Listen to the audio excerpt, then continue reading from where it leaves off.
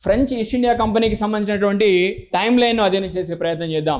1664లో French east India company అనేది స్థాపించబడింది. French east India company was established in the year 1664.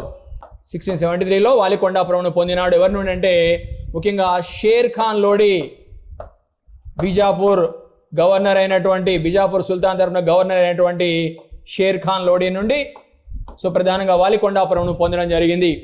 మరి ఈ వాలికొండాపురాన్ని 1674 నాటికి గొప్ప పట్టణంగా తీర్చిదిద్దినాడు ఫ్రాంకోయిస్ మార్టిన్. ఈ విధంగా ఈ ప్రాంతంలోనే వాలికొండాపురంలోనే పుదుచ్చేరి లేదా పాండిచ్చేరి అంటాం,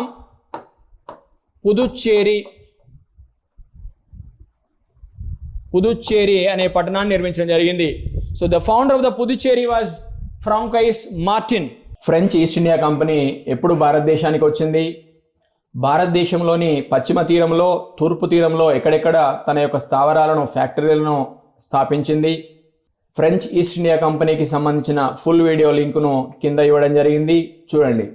తెలంగాణ చరిత్ర సంస్కృతి, ఆంధ్రప్రదేశ్ చరిత్ర సంస్కృతి, భారతదేశ చరిత్ర సంస్కృతి క్లాసెస్ కోసం మా YouTube channel Madhu's online అకాడమీని subscribe చేసుకోండి.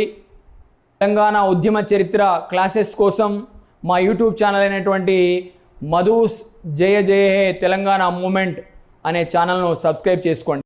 Follow me on Instagram Madhu's online academy. Join my Telegram channel Madhu's online academy. Thanks for watching. We will meet in the next video.